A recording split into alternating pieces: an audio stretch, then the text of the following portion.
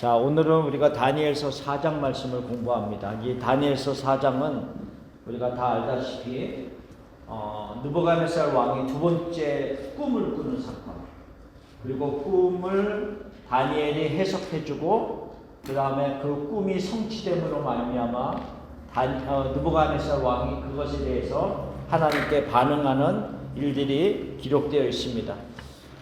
그런데 이제 우리가 물론 꿈의 내용은 이미 많이 알기 때문에 사실은 오늘 공부하는 데 있어서 우리가 처음 언급하는 앞부분이 어떻게 보면 가장 중요한 부분이라고 우리가 생각해 볼 수가 있습니다. 그 앞부분에서 우리가 어떤 것을 묵상하고 하나님께서 우리에게 무엇을 말씀하시기를 원하시는가에 대해서 집중적으로 좀 같이 나누려고 합니다. 자, 우리가 나눠드린 19페이지를 보면 전체 이제 본문의 개요를 하나씩 살펴보면서 첫 번째로는 왕이 조서를 내리는 서문에 대해서 얘기를 하고 있습니다. 1절에서 3절까지의 말씀인데요. 그 1절에서 3절까지의 말씀을 보면은 왕이 조서를 내리는 데 있어서 그 이유에 대해서 그리고 역사하셨던 하나님에 대해서 언급하는 부분이 나와 있습니다. 그래서 그 언급하는 부분을 하면서 우리가 이제 먼저 제가 1절부터 3절까지를 한번 읽겠습니다. 느부갓네살 왕은 천하에 거주하는 모든 백성들과 나라들과 각 언어를 말하는 자들에게 조서를 내리노라. 원하노니 너희에게 큰 평강이 있을지어다. 지극히 높으신 하나님이 내게 행하신 이적과 놀라운 일을 내가 알게 하기를 즐겨하노라. 참으로 크도다 그의 이적이여, 참으로 능하도다 그의 놀라운 일이여. 그의 나라는 영원한 나라요, 그의 통치는 대대에 이르리로다. 라고 하는, 진짜 어떻게 보면은 이방 백성이 하나님을 향하여 이렇게 고백하기가 쉽지 않을 터인데, 어쨌든 간에 굉장한 고백이 조서의 서문에 담겨져 있는 것을 볼 수가 있습니다. 그러면 우리가 먼저 생각해 보면서 지금 2장과 3장과 4장에서 계속 언급된 하나하나의 큰 기적을 경험하면서 이 느부갓네살 왕이 반응을 보였던 그 반응들이 어떻게 점차적으로 더 깊어지고 있는가에 대한 부분을 먼저 좀 살펴보기를 원합니다. 우리가 2장에서는 왕이 첫 번째 꿈을 꿨습니다. 그렇죠? 첫 번째 꿈을 꿨는데 꿈을 기억을 했나요? 못했나요?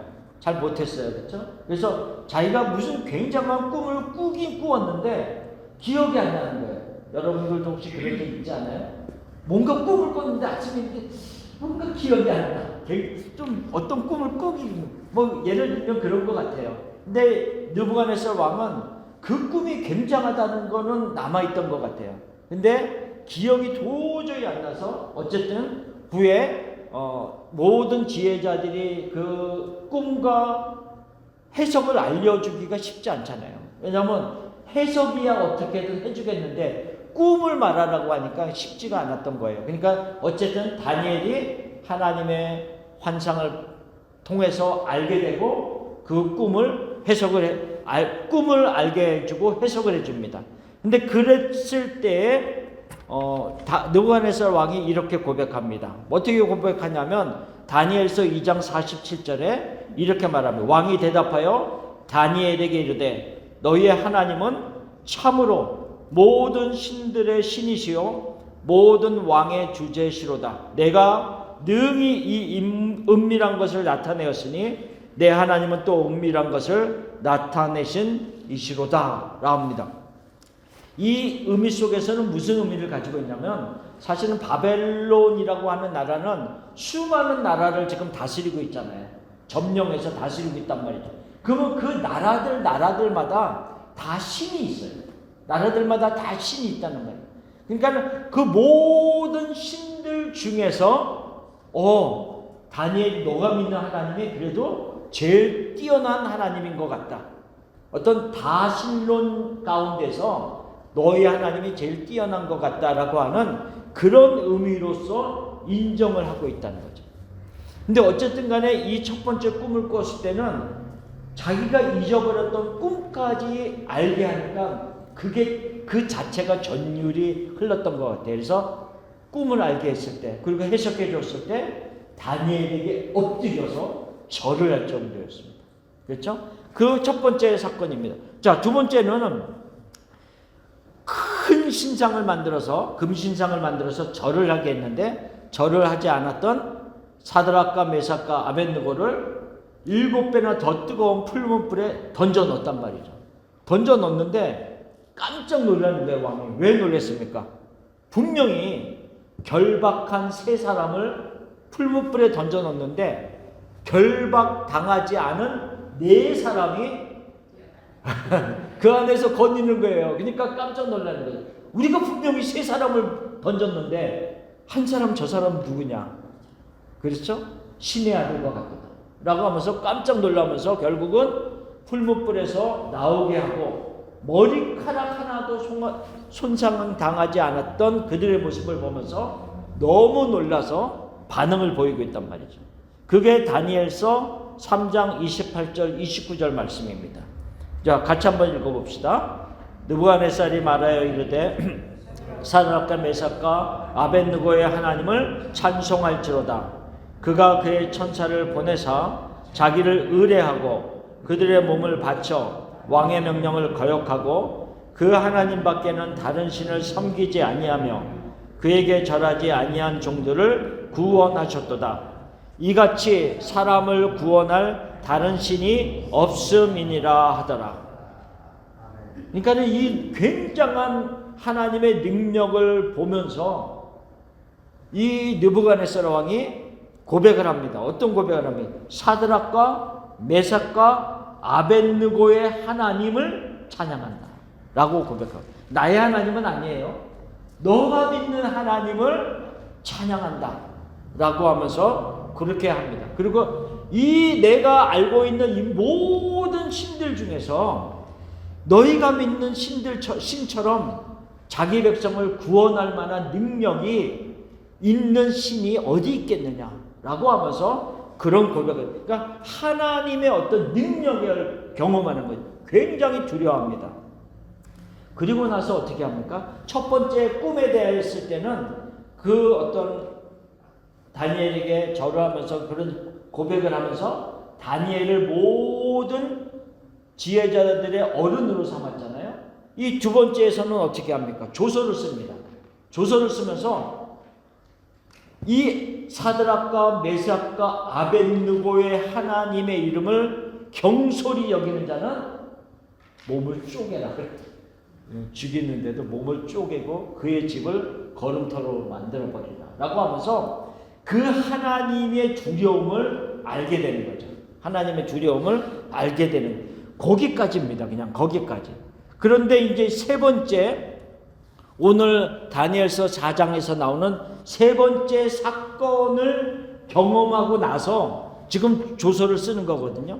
그러니까 그러니까 두 번째 꿈을 꾸고, 그러니까 세 번째 사건이지만 두 번째 꿈과 성취당함을 통하여서 지금 그것을 경험하고 나서 지금 하나님에 대해서 어떻게 반응을 보이고 있냐 하면 그 뒤에 있는 말씀 20페이지 다니엘서 4장 2절 3절 말씀, 조금 아까 읽었던 말씀입니다. 여기서는 뭐라고 하나님에 대해서 명하고 있냐면 지극히 높으신 하나님이 내게 행하신 것이에요.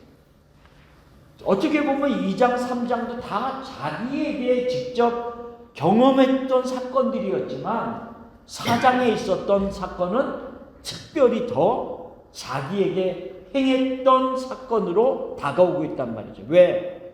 직접 자기가 짐승과 같은 모습으로 바뀌어서 7대를 지나고 나고 다시 회복되어지는 직접적으로 자기의 어떤 신체에 행해졌던 일이었기 때문에 더 강하게 자기에게 다가왔던 것 같아요. 그래서 지극히 높으신 하나님이 내게 행하신 이적과 놀라운 일을 내가 너희들에게 다 알게 하기를 즐겨한다 이랬어요. 즐겨한다. 그러면서 참으로 크도다 그의 이적이요 참으로 능하도다 그의 놀라운 일이요. 그리고 나서 고백하는 게 중요한 부분입니다. 그의 나라는 영원한 나라요 그의 통치는 대대에 이르리로다. 지금 우리가 2장 3장을 계속 공부하면서 왜 하나님은 느부갓네살에게 이런 이적을 계속 행하시는가에 대한 이야기를 했을 때 무엇을 얘기했냐면, 그러니까 느부갓네살이 너가 이 온 제국을 다 다스리는 것 같은 세상 나라의 왕이지만 그 위에 다스리는 진정한 왕이 있다는 것을 하나님이 계속 알게 하시는 부분이다라고 얘기했거든요. 근데 이 4장에 와서 드디어 느부갓네살이 이 고백을 하고 있는 거예요.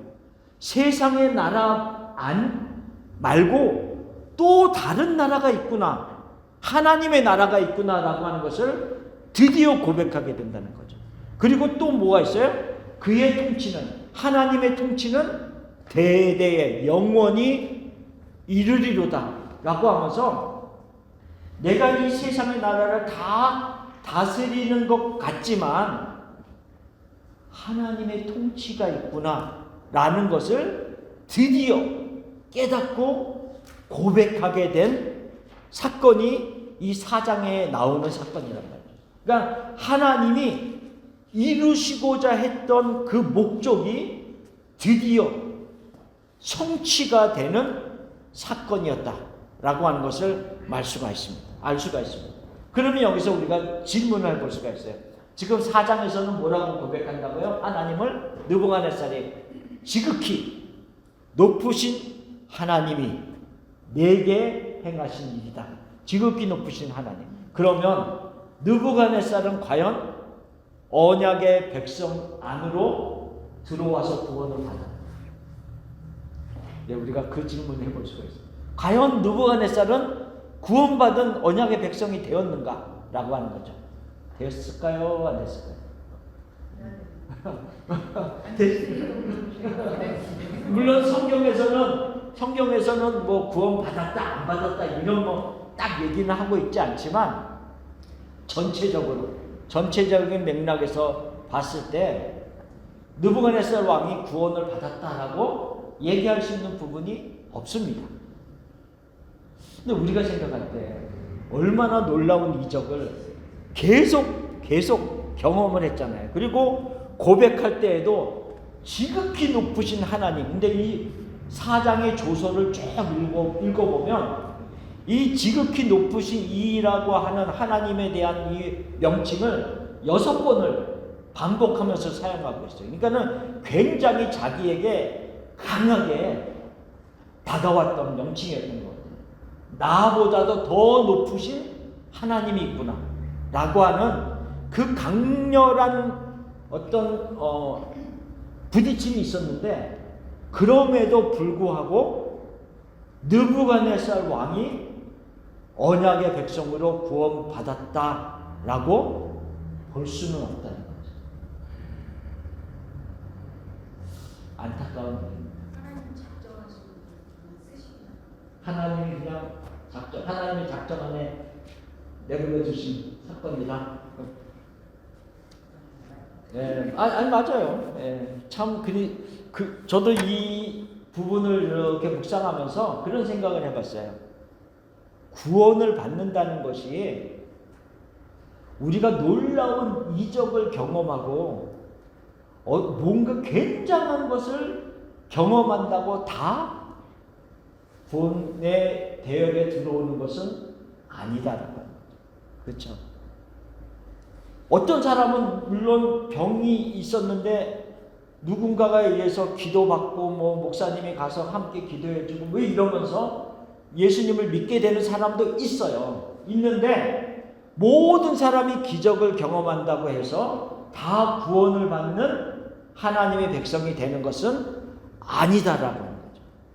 그러면서 거꾸로 이런 생각을 해봤어요. 그러면 특별한 기적도 체험하지 않고 특별한 일도, 그러니까 굉장한 굴곡이 있는 그런 일도 없었음에도 불구하고 하나님을 믿고 있는 나는 오히려 이게 더 기적이 아닌가, 이런 생각이 드는 거예요. 아니 굉장한 일이 있었던 게 없는데 나는 어떻게 예수님을 믿게 됐지?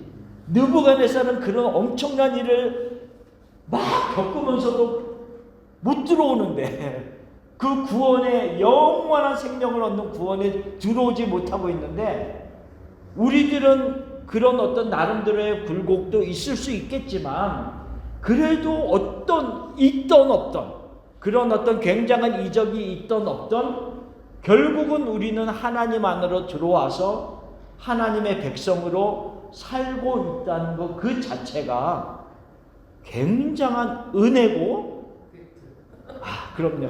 기프트죠. 선물이고 은사고 너무 감사한 일이다라는 것을 반대로 생각해 볼 수가 있습니다. 이 지극히 높으신 이를 경배하는 사건이 지금 느부갓네살에게 있었잖아요. 그러면 우리가 이제 이런 생각을 해볼 수가 있습니다. 한편으로는 어떻게 그렇게 하나님에 대해서 높이고 경배도 하고 하나님을 아는 인식이 그에게 있었는데 어떻게 구원을 받지 못했다고 말할 수 있는가? 라고 우리가 질문을 할 수도 있어요. 역으로. 그런데 우리가 생각해 볼 수 있는 게 뭐냐면 신약 시대에 예수님의 시대에 예수님이 거라사인의 지방에 갔을 때 귀신 들린 사람이 예수님 앞에 막 옵니다. 그러면서 그 귀신이 제가 여기다 써놨어요. 중간에 봐요. 마가복음 5장 7절 쭉 내려가서 마가복음 5장 7절에 보면 그 귀신이 예수님을 향해서 이렇게 말합니다. 큰 소리로 부르짖어 이르되 지극히 높으신 하나님의 아들 예수여 나와 당신이 무슨 상관이 있나이까? 원하건대 하나님 앞에 맹세하고 나를 괴롭히지 마옵소서. 이 귀신이 군대 귀신이에요. 내 이름이 뭐냐 그랬을 때 군대라고 자기의 이름을 얘기했던 군대 귀신이라. 근데 이 군대 귀신이 예수님을 향해서 뭐라고 말하고 있어요? 지극히 높으신 하나님의 아들 예수요. 그러니까 이 귀신도 예수님이 어떤 분인가에 대해서는 인식하고 있었어요. 모르는 게 아니에요. 알고 있었어요. 그렇다고 이 귀신이 구원받은 건 아니잖아요.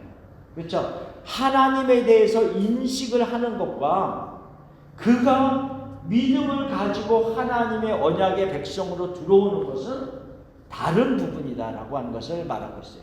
그러니까 예수님이 나를 위해서 죽으신 것에 대해서 그리고 그분이 나를 구원하신 분이시라고 고백하는 일이 우리에게 있고 그 자체를 받아들이는 믿음이 있는 자만이 구원을 받을 수 있는 것이지 하나님이 어떤 분이신가에 대해서 단순히 하나님은 이런 분이십니다라고 말하는 것 자체가 구원의 증거가 될 수는 없다라고 성경은 얘기하고 있는 거죠. 그렇다고 생각하십니까? 다른 의견이 있으시면 말씀해 주십시오.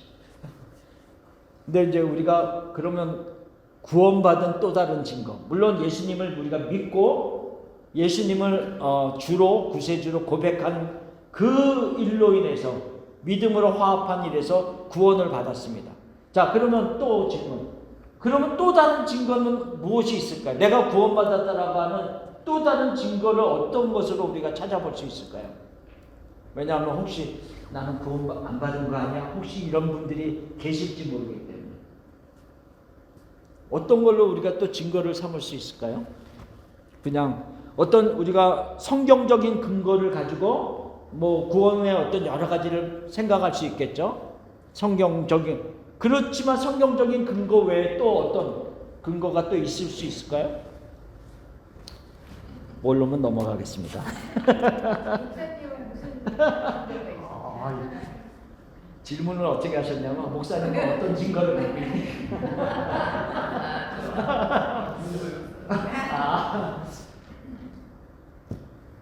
제가 계속 얘기하는 거. 아니 왜냐하면 가장 중요한 근거는 말씀이에요. 결국은 가장 중요한 증거는 말씀. 그래서 그 말씀이 어떻게 얘기하고 있는가. 그래서 조금 아까 언급한 것처럼 예수를 주와 구세주로 믿음으로 고백할 때 우리가 구원을 받는 굉장히 중요한 말씀의 근거를 두는 것이고, 두 번째로 우리가 또 알 수 있는 다른 증거는 무엇인가 하면, 우리가 하나님의 말씀을 배우고 듣고 할 때 우리의 마음속에 혹시 여러분들이 이런 마음이 있으신 적이 있습니까? 어떤 굉장히 저 말씀이 너무 좋다, 기쁨으로 그런 말씀을 받아들인 적이 있으세요 혹시? 많죠? 우리 항상 그래요. 그러니까는 하나님의 우리가 말씀을 공부할 때, 하나님의 어떤 설교를 통해서는 어떤 너무 좋은 말씀을 들을 때 말씀 너무 좋다, 너무 기쁘고, 이런 세상의 어떤 다른 것의 기쁨과 다른 기쁨들이 있잖아요. 근데 그런 거를 어떻게 얻을 수 있냐는 거죠, 제가. 그게 고린도전서 2장 12절. 늘 얘기하는 고린도전서 2장 12절. 우리가 세상의 영을 받지 아니하고 하나님께로 온 영, 성령을 받았으니 이는 우리로 하여금 하나님께서 우리에게 은혜로 주신 것들을 알게 하려 하심이라. 한번 생각해 보세요. 우리가 몇천 년 전에 지은 이 책, 성경책, 이 말씀을 가지고 같이 나누는데, 우리가 그 말씀을 믿음으로 화답을 하고 그 말씀 속에서 기쁨을 얻을 수 있는 근거가 어디냐는 거죠. 우리 안에 성령이 계시기 때문에 가능하다는 거죠. 그러니까 하나님께로부터 온 영, 성령이 우리 안에 계시기 때문에 우리가 하나님께로 받은 은혜들을 알게 하고, 그 은혜를 받은 것을 깨달음으로 말미암아 반응을 보이는 거예요. 반응을 기쁨으로, 감사함으로 반응을 보인다는 거죠. 이게 우리가 구원받았다라고 하는 증거 중에 또 다른 증거다라고 하는 것을 얘기하고 있습니다. 그렇죠? 됐습니까?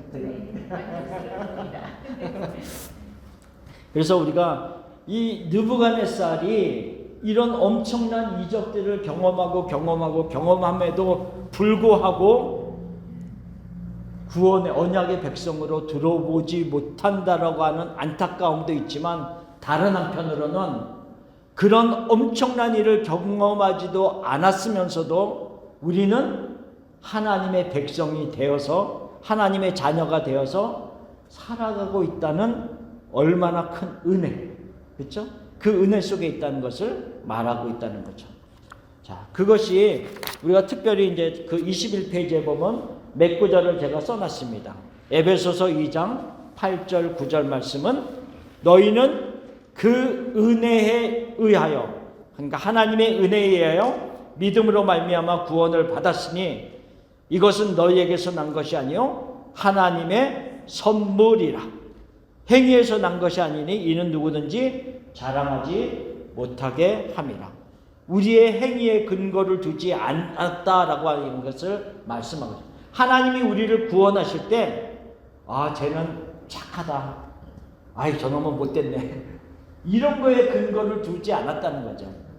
그래서 우리의 행위에 근거를 두는 것이 아니라 오직 그리스도의 피에, 공로로 인하여서 우리를 구원하셨다. 우리가 에베소서 공부할 때 에베소서 1장에 그 말씀을 했죠. 하나님이 창세전에 우리를 택하시고 그리스도 안에서 우리를 예정하시고, 그리고 하나님이 창세전에 택하시고 예정하신 우리 한 사람 한 사람이 2000년도에, 물론 1900년도에 2000년도에 우리가 이 세상에서 태어나서 살아가고 있단 말이죠. 이 세상에서 태어나서 살아가고 있는데, 그러면 그 하나님이 창세전에 택한 그 계획이 현재 우리에게 살고 있는 자들에게 적용되기 위해서 하나님이 어떻게 하셨어요? 아까 말한 고린도전서 2장 12절 성령을 보내셨단 말이죠. 에베소서에는 뭐라고 얘기하고 있냐면, 모든 지혜와 총명을 우리에게 허락하셔서 하나님의 비밀의 경륜을 알게 하셨다. 그러니까 비밀의 경륜, 우리는 태어났을 이 당시에는 모르잖아요. 옛날에 있었던 일이었기 때문에 모르잖아요. 근데 성령을 우리에게 주셔서 그 비밀 계획, 하나님의 계획을 알도록 가르쳐 주셨다라고 하는 것. 그것을 말하고 있습니다. 그것이 은혜고 그것이 하나님의 선물이었다 라고 하는 것을 얘기하고 있고요. 로마서 3장 24절에는 그리스도 예수 안에 있는 성령으로 말미암아 하나님의 은혜로 값없이 의롭다 하심을 얻은 자 되었느니라. 우리가 구원받은 것은 값없이 된 겁니다. 우리가 이 구원을 받기 위해서 한 사람당 10만 불은 내야 됩니다. 이렇게 되면은 돈 많은 사람이야 뭐 내겠지만 돈 없는 사람이 어떻게 하겠어요, 그렇죠? 에휴, 그러면 안 얻을래. 그러고 살 수도 있다. 그러니까는 값없이, 우리는 값없이, 그러나 값이 뭐랄까? 우리는 값을 안 냈지만 그렇다고 이 가치가 없는 것은 아니에요. 대신 그 값을 치러주신 분이 있다는 거죠. 누가 치렀어요? 예수 그리스도의 피값. 그렇죠? 예수 그리스도의 생명의 값을 치르시고 우리는 값을 치르지 않은 모습으로 구원을 받았다라고 하는 것을 얘기하고 있습니다. 에베소서 1장 8절 9절 아까 얘기한 모든 지혜와 총명을 우리에게 넘치게 하사 그 뜻의 비밀을 우리에게 알려주셨다라고 하는 것을 말씀하고 있습니다. 그러니까 우리 한 사람 한 사람을 구원하시기 위해서요, 하나님이 택하시고 그리스도께서 우리를 위해서 십자가에 돌아가셔서 우리를 구원하여 주시고 그 다음에 성령은 지금 우리에게 오셔서 그것을 그 뜻을 가르쳐 주셔서 깨닫게 하시고, 그러니까 우리 한 사람 한 사람 구원받은 것은 성삼위 하나님의 역사하심의 결과다라고 하는 것을 말하고 있습니다. 자, 그래서 이 앞부분이 사실은 조서의 이 앞부분이 어떻게 보면 가장 중요한 부분이에요. 가장 중요한 부분. 그리고 뒤에 부분은 꿈의 내용과 해석과 그것이 어떻게 성취되고 있는가를 그냥 말하고 있는 것들입니다. 그냥 우리가 그 부분에 대해서는 그냥 한번 쭉 살펴보겠습니다. 자, 느부갓네살 왕의 꿈의 내용이 이렇습니다. 땅의 중앙에 한 높은 나무가 있습니다. 근데 그 나무가 자라나서 견고하고 높이가 하늘에 닿을 정도였습니다. 그래서 잎사귀는 너무 아름답고 열매는 많아서 만민이 모든 사람들이 그 안에 다 들어와서 살 만큼 그 열매를 먹을 만큼 풍족했다라고 얘기하고 있습니다. 사람들만 그런 것이 아니라 새들도 깃들고 들짐승도 그 나무 아래 와서 깃들이는 정도의 모든 것을 아우르고 돌볼 수 있는 정도의 큰 나무였다라고 하는 것을 말하고 있습니다. 그런데 하늘에서 한 순찰자, 거룩한 자가 내려와서 큰 소리로 명령을 하기를 그 나무를 베어버려라 라고 얘기합니다. 그리고 그 나무에 깃들인 새와 들짐승들을 다 쫓아냅니다. 그리고 나무를 베을 때 뭐라 그랬어요? 그루터기 조금 밑에 밑둥은 내버려 두어라, 남겨두어라 라고 얘기합니다. 그리고 나서 이 그루터기가 7때를 지나는 동안 이슬해졌고 뭐 이런 상태로 그냥 들판에 그냥 내버려 두는 상태가 되는 겁니다. 그래서 그 마음이 짐승의 마음을 받아서 7때를 지나리라 라고 하는데, 참 꿈이, 하나님이 꿈을 이렇게 하는데요, 참 자상하신 것 같아요. 내가 왜 이 꿈을 너한테 주는지 그 이유도 설명해줘요. 그 이유도. 그래서 17절에 보면은 그 이유를 설명해 주는데, 무슨 설명을 하고 있냐면, 지극히 높으신 이가 사람의 나라를 다스리시며 자기의 뜻대로 그것을 누구에게든지 주시고 또한 세우시는 것을 사람들이 알게 하려 함이라 라고 합니다. 하나님이 참 꿈을 막 주시면서 내가 왜 너에게 이 꿈을 주는지에 설명까지 한단 말이에요. 근데 이 꿈을 꾸고 나서 딱 앉았는데 너무 한편으로는 두려운 거예요. 이게 도대체 또 무슨 꿈이지? 이제는 꿈은 생각이 나는데 해석이 너무 알고 싶은 거예요. 이 왕이. 그래서 바벨론의 모든 지혜자를 불러서 물어봤는데 아무도 또 그 해석을 못 해주고 있습니다. 그러니까 마지막에 다니엘에게 그것을 청합니다. 제가 왕이었다라고 한다면 가장 먼저 다니엘을 찾을 것 같은데, 왜냐하면 첫 번째 꿈의 사건이 있었잖아요. 근데 왜 다니엘을 맨 마지막에 불렀을까? 그렇죠? 한편으로는 그런 것도 있지 않았을까요? 지난번에 꿈을 해석해 주었을 때도 이 엄청난 꿈이었잖아요. 그러니까 다니엘의 해석이 한편으로는 궁금하면서도 한편으로는 두려울 것 같은 그런 어떤 여러 가지가 복합적으로 있었던 것은 아니었을까, 이런 생각을 해봅니다. 어쨌든 간에 마지막에 다니엘이 딱 들어와서 그 얘기를 쭉 듣더니 다니엘이 깜짝 놀랍니다. 참 대단한 사람인 것 같아요. 하나님의 특별한 은사를 받았어요. 그러면서 왕에게 이 일이 이루어지지 않냐고 오히려 왕의 대적들에게 이 일이 이루어지기를 원합니다. 그러면서 해석을 하기 시작합니다. 이 큰 나무는 당신입니다. 느부갓네살 왕입니다. 라고 얘기합니다. 그래서 이 왕의 권세가 천하를 지금 그 주위에 있는 모든 나라를 다 다스리는 엄청난 나라로 지금 견고하게 땅끝까지 그 영향을 미치는 나라가 되었습니다. 라고 얘기합니다. 그런데 어떻게 된다고요? 그 나무가 베어짐으로 말미암아 이 모든 그 당신 아래 머물고 있었던 모든 것들이 다 쫓겨나가는 그런 일이 이제 벌어지게 될 것이다 라고 하는 것을 얘기합니다. 그래서 왕이 그러니까는 이 사람의 어떤 정신이 아니라 그러니까는 짐승의 마음을 품고 7대를 지나게 될 것이다 라고 하는 것을 말하고 있습니다. 7대를 지나게 되는데 여기서 7대라고 하는 것에 대한 설명을 좀 했습니다. 왜냐하면 이 때라고 하는 7대에서 때라고 하는 히브리어가 이단인이라고 하는 말인데, 이단인이라고 하는 말인데, 이 이단이라고 하는 의미는 정해진 기간 또는 1년이라고 하는 의미를 가지고 있습니다. 그래서 7대는 7년이 되기도 하고요. 또 다른 의미에는 하나님의 정해놓으신 온전한 기간의 의미도 있습니다.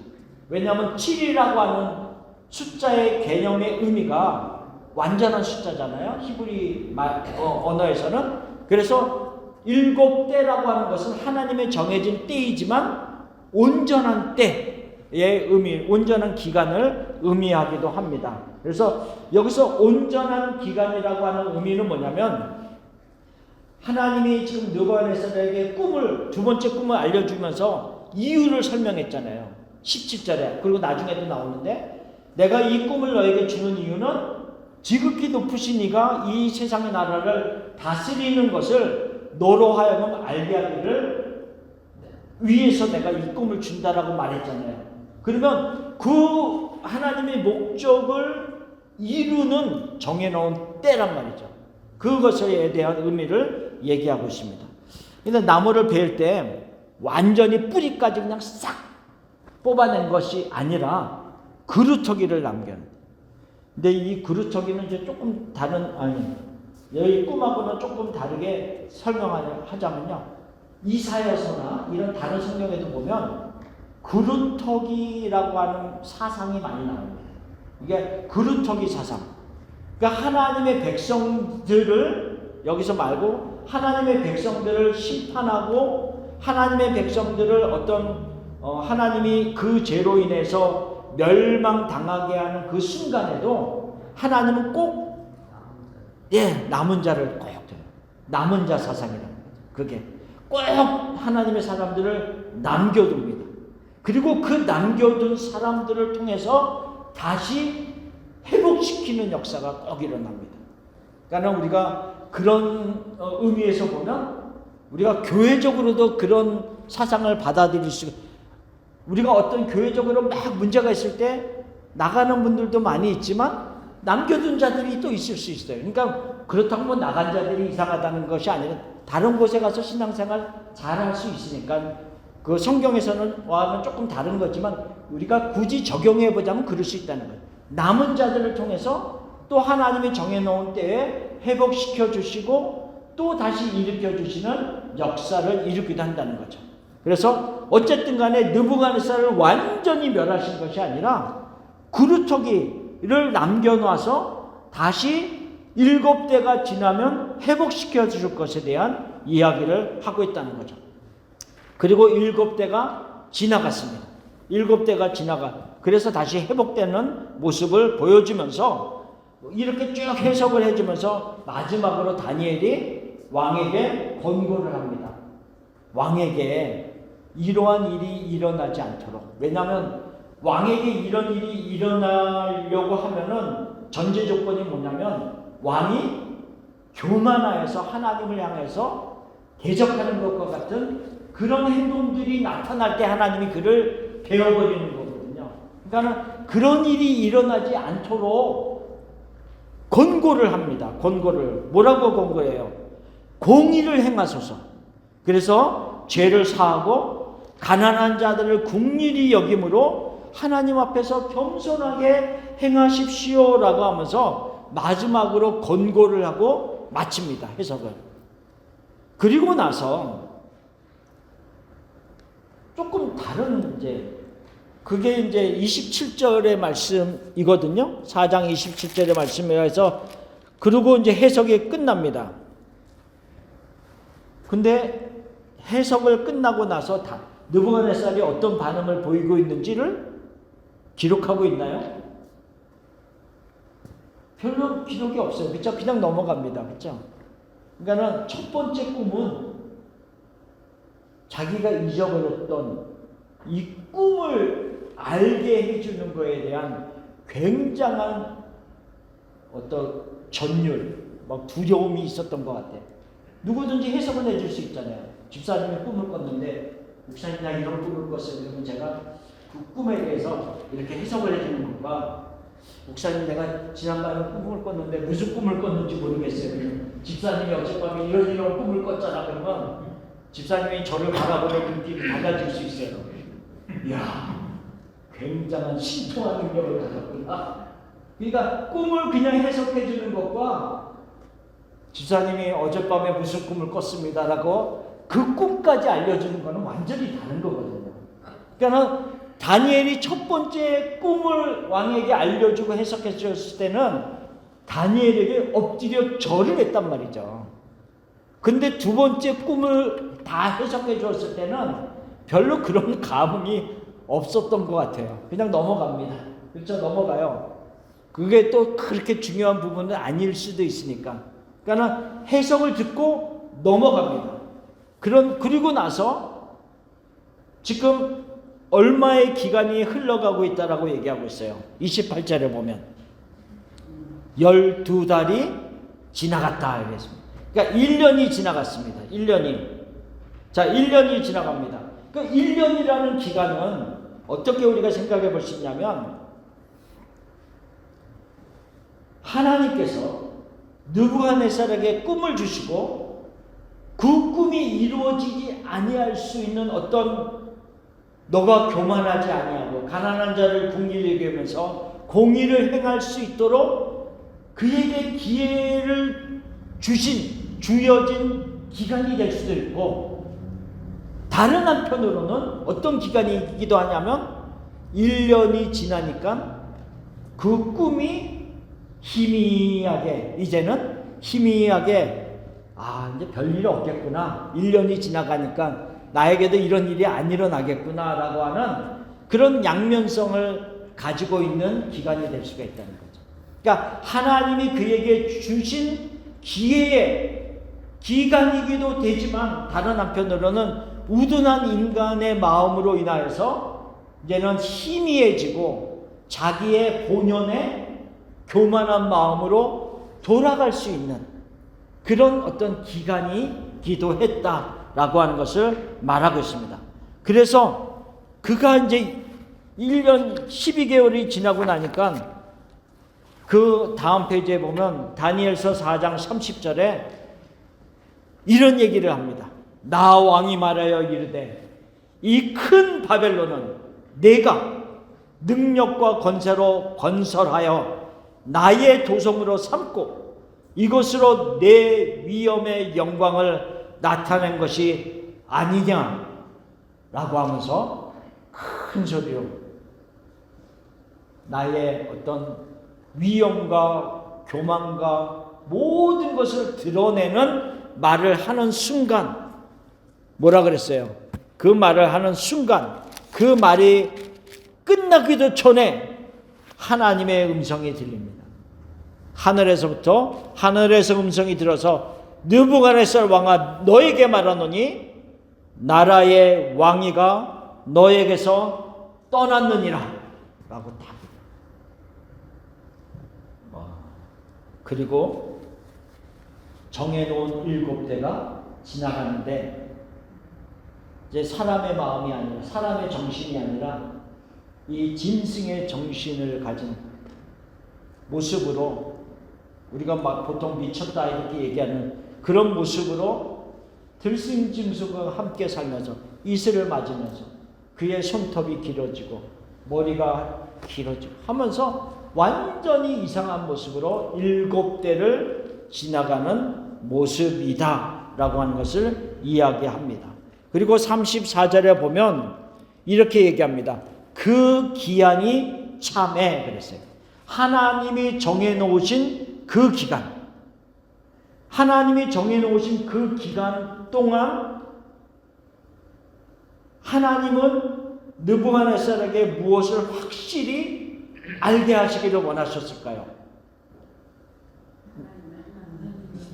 하나님의 하나님 되시고 하나님의 왕이시고 하나님이 다스리시고 그렇지 너 위에 그러니까 느부갓네살 너 위에 진정한 왕이 누구인지를 알게 하려고 하는 그 정해진 때 기간이 참해 그랬어요. 그 기간이 참해 7배 또 7년이기도 하고 정해놓은 기간이기도 하고 그 때가 참해 나 느부갓네살이 하늘을 우러러 보았더니 여기서 하늘을 우러러 보는 것은 그냥 단순히 하늘 쳐다봤다는 의미가 아니라 진짜 이제 하나님의 되심을 인정하면서 그분을 바라보기 시작했다는 거죠. 네, 그런 모습. 하나님의 되심을 인정하면서 그분을 바라보기 시작했을 때 그에게 다시 회복이 되는 역사가 있죠. 우리도 마찬가지예요. 우리는 뭐 이런 느부갓네살처럼 이렇게 완전히 이런 것은 아니라 할지라도 하나님께서 나름대로 우리에게 주시는 어떤 눈물의 시간들, 아픔의 시간들이 있을 수 있거든요. 그러면 하나님께서 그 정해놓은 기간이라는 게 있어요. 정해놓은 기간. 근데 그 정해놓은 기간 동안 우리가 하나님을 우러러 볼 수 있는 하나님을 제대로 인식하면서 하나님 앞에 돌아와 바라볼 수 있는 모습으로 회복되었을 때 하나님께서 그 정해놓은 기간을 회복시키는 모습입니다. 하나님은 정해놓은 기간이 있습니다. 요셉에게도 정해놓은 기간이 있었어요. 17살 무렵에 그가 애굽으로 잡혀갔어요. 그렇죠? 애굽으로 잡혀가서 노예 생활을 했습니다. 노예 생활을 했고 보디발의 집에서 또 억울하게 누명을 씌워서 옥에 갇혔어요. 옥에서 또 술 맡은 간원장의 꿈을 해석해 줬는데 여기서도 꿈이잖아요. 꿈을 해석해 줬는데 내가 나가면 너를 꼭 기억한다. 그리고 술 맡은 간원장이 나갔는데 기억은 깡깡 전혀 잊어버렸다 그랬어요. 그렇죠? 그리고 세월이 또 지났어요. 그리고 나서 바로 왕이 꿈을 꿨을 때 비로소 술 맡은 간원장이 아차! 내가 감옥에 있었을 때 내 꿈을 해석해준 요셉 그렇죠? 그 요셉을 기억해내고 요셉을 왕위에 왕 앞에 세웁니다. 그리고 꿈을 해석해 줍니다. 그때 요셉의 나이가 몇 살이었다고요? 30세. 그때 나이가 30세인데 그 당시 이런 관직을 얻을 수 있는 나이가 30이 됐어야 돼. 그러니까 우리가 어떻게 보면 요셉이 노예였고 감옥에 들어가고 해서 자기를 풀어줄 것 같은 사람은 잊어버리고 했지만 하나님의 측면에서 보면 30세가 될 때까지 요셉을 애굽에서 잘 훈련시키시고 어디 못 가게 다 보관하고 계시는 것 같아요. 왜? 그 전에 아마 요셉을 풀어줬으면 애굽을 떠나서 자기 나라로 돌아갔을 가능성이 많거든요. 정해놓은 기간이 있다는 거죠. 정해놓은. 하나님은 무한정으로 우리를 묶어놓는 게 아니라 정해놓은 기간 동안 훈련하시고 그리고 하나님의 때에 우리를 일으켜서 하나님의 일들을 하게 하시는 그런 모습이다라고 하는 것을 말하고 있습니다. 어쨌든 34절에 느부갓네살에게 그 기간이 참에 하늘을 우러러보면서 하나님을 인식하고 하나님을 인정할 수 있게 하심으로 말미암아 다시 정신이 돌아오고 왕위를 회복하고 복귀하게 됩니다. 그리고 그 하나님을 찬양하는 모습으로 반응을 하고 있다는 거죠. 그래서 하나님을 찬양합니다. 그래서 37절을 보면 이렇게 하나님을 찬양합니다. 그러므로 지금 나 느부갓네살은 하늘의 왕을 찬양하며 칭송하며 경배하노니 그의 일이 다 진실하고 그의 행하심이 의로우심으로 교만하게 행하는 자를 그가 능히 낮추심이라. 하늘의 왕을 찬양한다 라고 하는, 그러니까 이 모든 것을 경험하고 나서 다시 우리가 공부했던 처음으로 돌아가 보세요. 4장 2절 3절 말씀, 그가 조서를 쓰면서 처음에 하나님을 어떻게 고백을 하고 있는가라고 하는 거죠. 지극히 높으신 하나님이 내게 행하신 이적과 놀라운 일을 내가 알게 하기를 즐겨하노라. 참으로 크도다 그의 이적이요 참으로 능하도다 그의 놀라운 일이요 그의 나라는 영원한 나라요 그의 통치는 대대에 이르리로다. 그러니까 하나님의 이 꿈을 느부갓네살에게 주신 목적이 온전히 성취되고 있음을 얘기하고 있다. 다시 반복하면 그렇죠? 그래서 하나님의 나라를 알게 되고 하나님의 통치하심을 알게 된다는 거죠.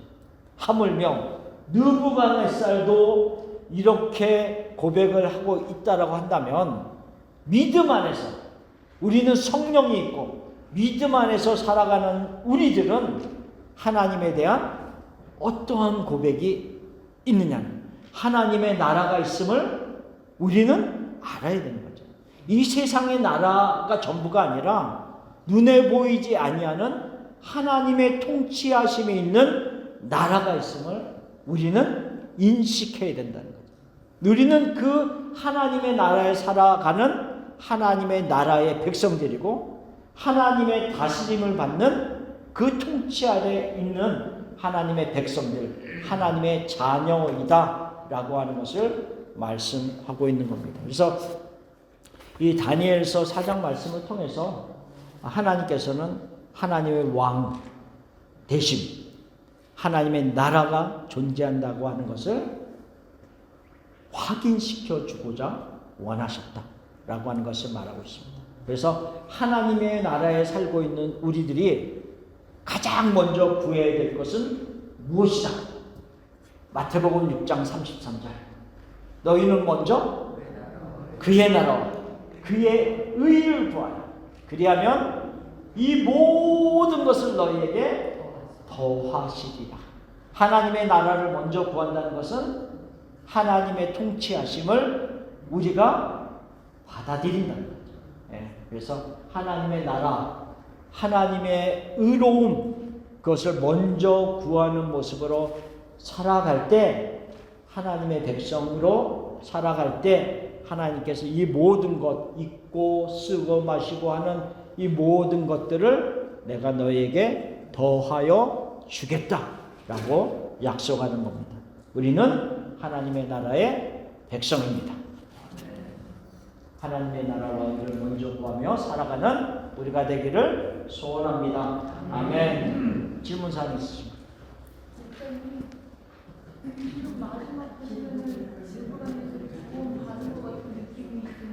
그렇죠. 맞아요. 그러니까 이 처음도 그렇고 처음에 2절 3절도 그렇고 37절도 그렇고 이 느부갓네살의 이 고백은 어떻게 보면 굉장한 고백이라고요. 사실은 굉장한 고백이에요. 하나님을 찬양하고 칭송하고 경배하고 막 이런 놀라움이 있는데 그럼에도 불구하고 나쁜 놈이지. 그럼에도 불구하고 느부갓네살이 구원을 받았다라고 볼 수 있는 근거는 없습니다. 또 안 그러니까 구원 못 받았다라고 또 구체적으로 얘기하고 있지는 않아요. 그리고 또 한 가지는 보면 예레미야서를 보면 두 번이나 뭐라고 얘기를 하고 있냐면 하나님이 느부갓네살을 어떻게 부르냐면 내 종 바벨론 왕 느부갓네살이라고 불러요. 내 종. 왜? 유다 백성들의 죄를 심판하는 도구로 사용하고 있기 때문에 내 종 바벨론 왕 느부갓네살이라고 두 번이나 부르거든요. 근데 그럼에도 불구하고 우리가 뭘 보냐면 이 바벨론이라고 하는 나라가 성경 전체에서 가지고 있는 상징성이 있어요. 바벨론. 우리가 계시록에 보면 마지막에 멸망당하는 성을 뭐라고 불러요? 바벨성. 큰 성 바벨로나. 그리고 창세기에 보면 하나님을 거역하는 탑을 지을 때 뭐라고 불러요? 바벨. 그러니까는 이 성경 전체에서 흐르고 있는 바벨론, 이 상징성을 가지고 있다. 이 바벨론이라고 하는 상징성은 하나님을 끊임없이 대적하는 적 그리스도와 같은 이 세상의 나라의 상징성을 가지고 있기 때문에 그 나라의 왕인 느부갓네살을 일시적으로 하나님이 하나님의 백성들, 언약의 백성들을 심판하는 도구로는 사용했지만 언약의 백성으로 삼지는 않았다라고 하는 이야기를 합니다. 그러니까 그런 전체적인 맥락에서 그렇게 보는 거예요. 근데 제가 생각하기에는 교만의 상징인 것 같아요. 교만. 네, 그것도 있죠. 세상의 나라의 상징이고 교만의 상징이고 하나님을 끊임없이 대적하는 상징의 모습으로 바벨론을 세웠고 그 바벨론의 왕 느부갓네살은 대표적인 인물이었다. 그렇지만 하나님이 이 느부갓네살을 통해서 이루시기를 원하는 것, 너의 입을 통해서라도 나의 왕됨을 고백하게 하는 하나님의 의도가, 계획이 있다는 것을 말하는 거죠. 그 부분. 많이 생각해 보세요. 네, 그래요. 알았습니다.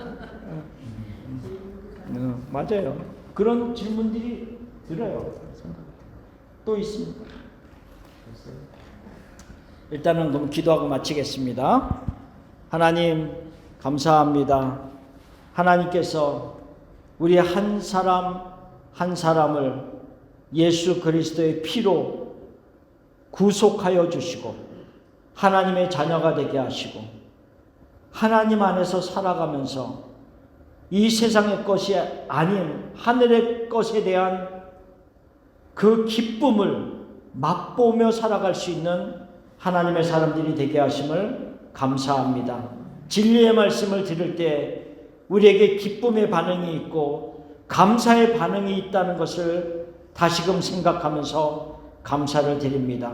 하나님의 말씀을 공부할 때마다 우리 안에 계신 성령께서 친히 가르쳐 주시고 깨닫게 하여 주시고 그 말씀을 붙잡고 살아가는 우리 모두가 되게 하여 주시옵소서. 감사합니다. 예수님의 이름으로 기도합니다. 아멘. 감사합니다.